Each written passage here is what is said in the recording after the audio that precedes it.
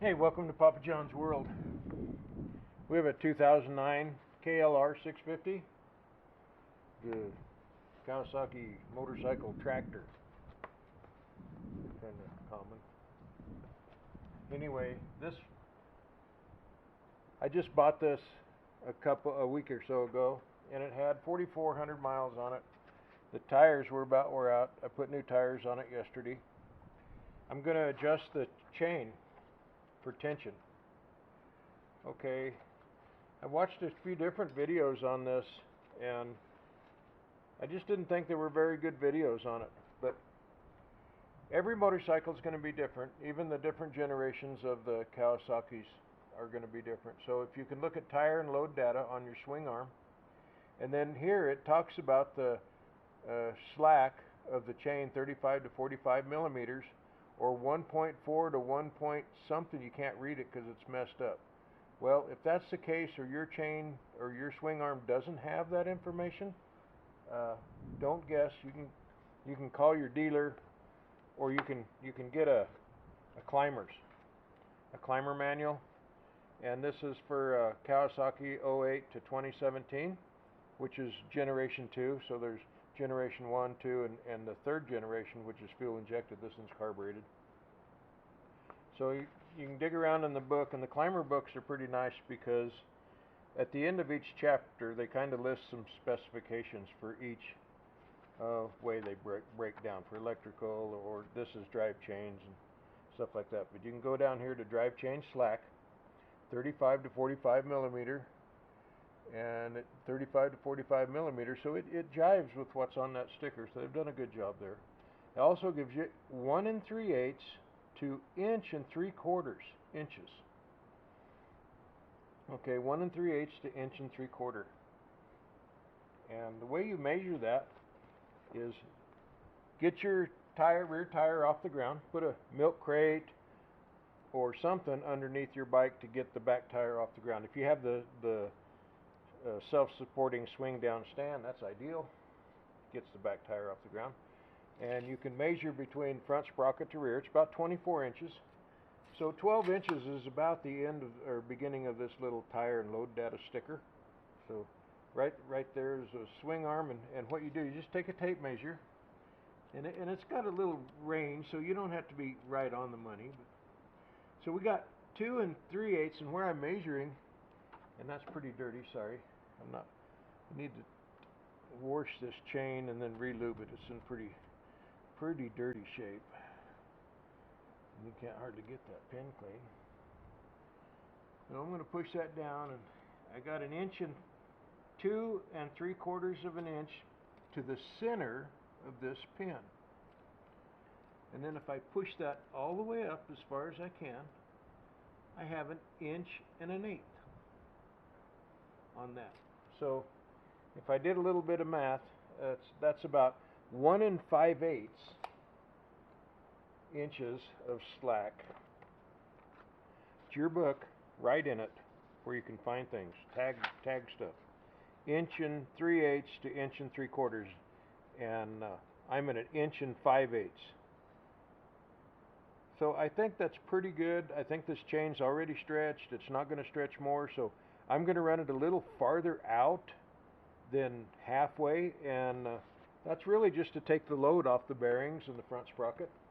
Makes it run a little bit easier, but it's still within spec for how much slop it has. Now, I'm going to wash this chain and re-lube it and run it for a couple of weeks or a month, and then I'll put it up on a stand and I'll check it again. And the way you adjust that, I'm going to take a 12 millimeter. I'll get here so you can see a little better. If your chain is too loose, I do it one flat at a time, and I screw that down, and it pushes that axle out. This axle's loose right now. And then when you get it where you want it, you can tighten up this jam nut. Now, there's a other thing to think about, is getting your axle straight and at a 90-degree angle with your chain, so that your chain runs on your sprocket square. And what I typically do is I'll take a dial indicator and I'll measure this right there. Okay. And I'll lock that down. So I'm 1 inch and 79 thousandths. And then I'll go over to the other side.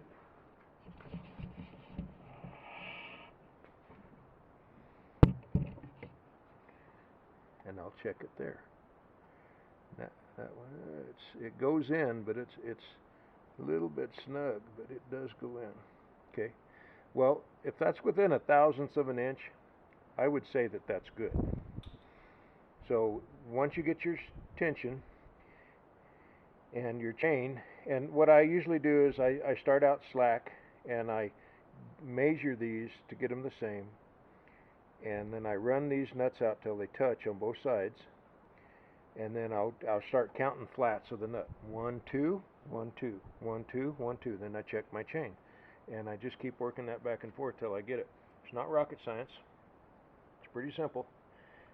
These, now you tighten these nuts down, but you hold them at the same time so it can't move in the threads in there, and I'll demonstrate what I mean. I'm going to put a there, and then I'm going to tighten that up. Okay.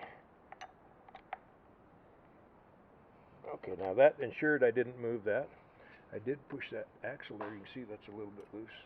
The same thing on this side. Hold that from moving.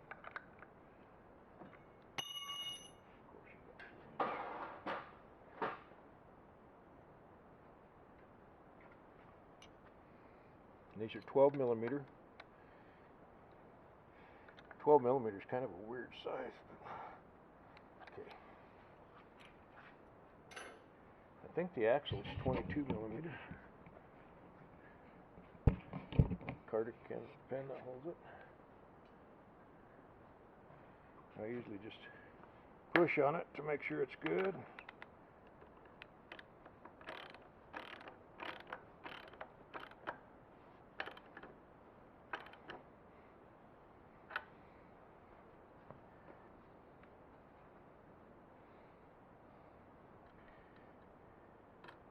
I like to put them in from the top down. Some people don't. I like to put the Carter key in from the top down.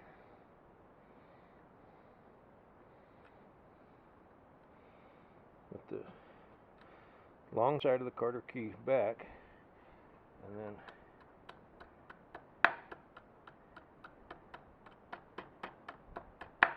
it folds that way against the nut. The short side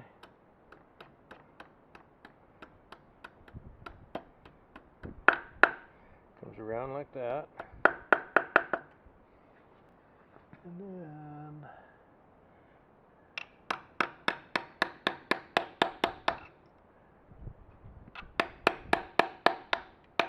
I like to take a chisel and do that.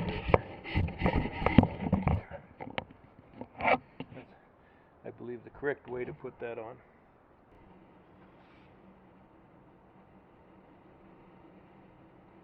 So the other thing I like to do always, take a second and just look at it. Look at what you're doing, see what it looks like. Eyeball the chain up to the front sprocket, make sure it looks okay. Make sure you don't see nothing that looks out of whack. Well, that concludes the chain tensioning video.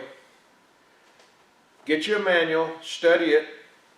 You'll be the one that has all the answers. It'll give you a good reference point for what you need to do on your bike. Don't forget to do a pre-ride checklist, especially if you've worked on something. If you work on the chain, the rear end, the rear axle, the front end. Anytime you work on something for the next 3 or 4 rides, make sure you give that a close look. The other thing is always do a pre-ride checklist. Pilots do it with airplanes to keep them from crashing in the air. Motorcycle riders should get in a habit. Your book should have a pre-ride checklist to go over on your bike. And always, if it don't, good sense prevails.